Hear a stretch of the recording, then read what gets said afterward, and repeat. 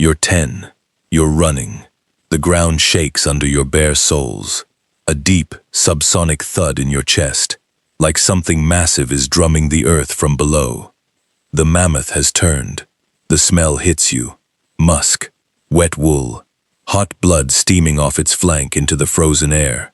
Sweet, metallic, wrong. Your atlatl is empty. The spear is still buried in its shoulder, and it's looking at you, not the band. You, your small, stupid 10-year-old body. The silence behind you says everything. No one is coming. You are the last spear. It knows. But you weren't always bait. You're born into a band of 23 on the Mammoth steppe, somewhere that will one day be called Moravia. Your mother's hands are permanently blackened from hide scraping. Your father hasn't spoken since the river took his brother.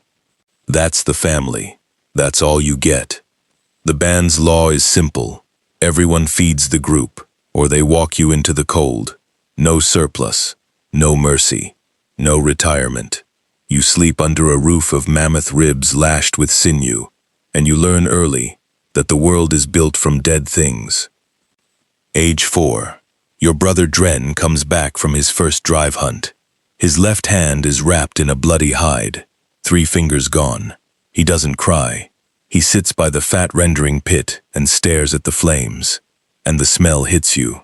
Boiling mammoth grease, thick, sweet, cloying.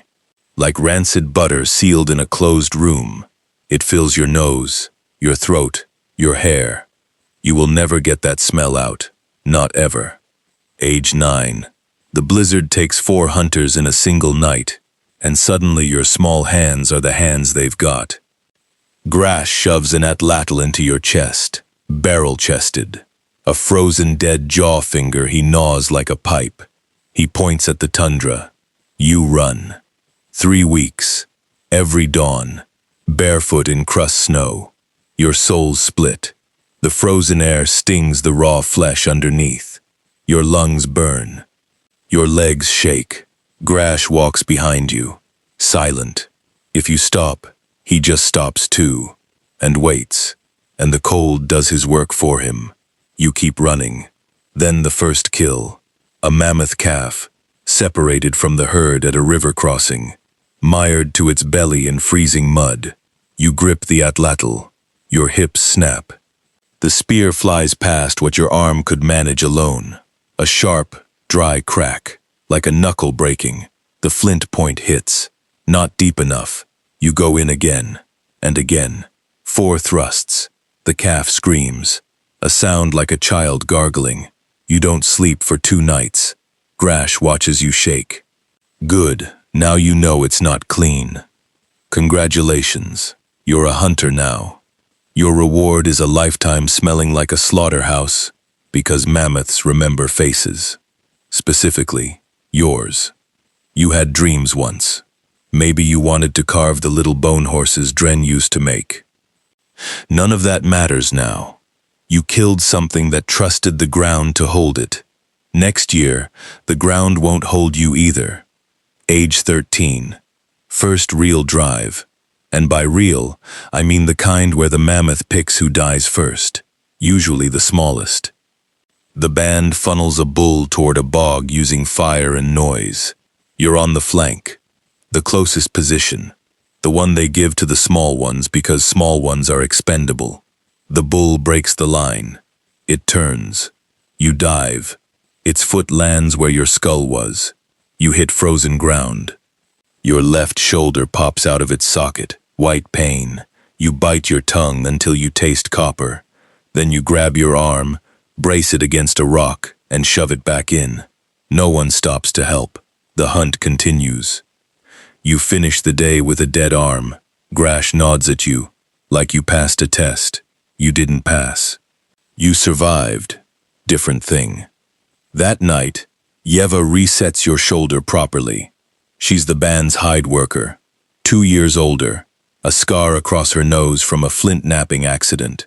She works the joint back with cold, steady fingers, while you bite a leather strap.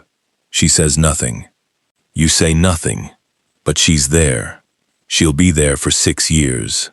Grash takes the largest cut of every kill, gives you the gristle ends. You're small, you need less. You learn to steal fat scraps from the rendering pit at night. The grease coats your fingers. That sweet, cloying stench again. You can't scrub it off. You stop trying. Age 19. A winter hunt. Deep cold. The band is starving. They target a matriarch. Older, meaner, smarter. The drive collapses. 2 hunters gored in the first charge. You and Torv are trapped against a frozen riverbank. The matriarch paws the ground 10 meters away. You drive your atlatl into her eye. The wet, hot spray hits your face. Copper and salt. She falls. You survive. Torv doesn't. His legs are crushed. He won't walk again. The band cannot carry him. You know this. Everyone knows this. Grash puts his hand on your shoulder, steers you forward. You let him. You walk. You keep walking. Torv's eyes follow you. You look back. They leave him with a flint knife and 1 strip of dried meat. You eat that night. You eat. That is the horror. You eat, and your hands don't shake, and you sleep, and you wake, and you hunt again. You are named Lead Flank Hunter. Sounds like honor. It means you stand closest to the charge, that the mammoth kills you before it steps on you. Yeva starts coughing blood in the mornings. You pretend not to notice. She pretends you don't see her hide the rag. You're 22 now. Your shoulder aches when the wind shifts. Yeva's coughing sounds wetter, and the ice is getting worse. Age 28. Your knees sound like grinding flint, and the band has a new child who's been watching you hunt. Watching, waiting for you to fall so they can take your spear. Your left shoulder grinds bone on bone. You can't raise the atlatl above it anymore. You've changed your throw. Lower, weaker, slower.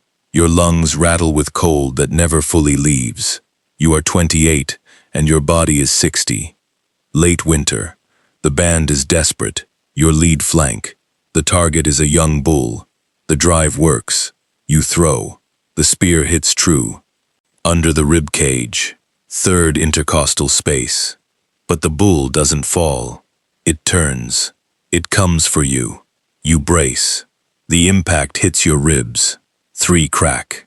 You taste your own blood. Hot, metallic, familiar. You go down. The band swarms in behind you to finish it. You're on the ground, watching them work. You are not the hunter anymore. You are the bait. You have always been the bait. Yeva died 2 winters ago. You found her in the morning, still sitting by the fat rendering pit, hands in her lap, a half-scraped hide across her knees. You covered her with the hide and walked to the hunt. You did not miss a day. You did not get to grieve. The system does not pause for grief. After the ribs heal wrong, Grash brings you a child, 8 years old, scared, small hands. Show them the grip. You show the child where to aim. 3rd intercostal space. You hear Grash's voice in your mouth. You can't stop it. The ice takes you 3 winters later, quietly, in your sleep, like it's been patient this whole time. Your shoulder finally locks. You don't wake. The fat lamps are still burning when they find you. That thick, sweet, cloying stench, filling the shelter, coating your still face. The last thing in your nose before you closed your eyes. The first thing in theirs when they opened the door. No marker, no ceremony. They need the shelter space. They drag you out by morning. The snow takes the shape of you by noon. Then the wind takes that too. And somewhere south of the river, an 8-year-old child is standing at the edge of the tundra, holding an atlatl too heavy for their arms. Their fingers already smell like rancid fat. They look back toward the shelter. No one is coming.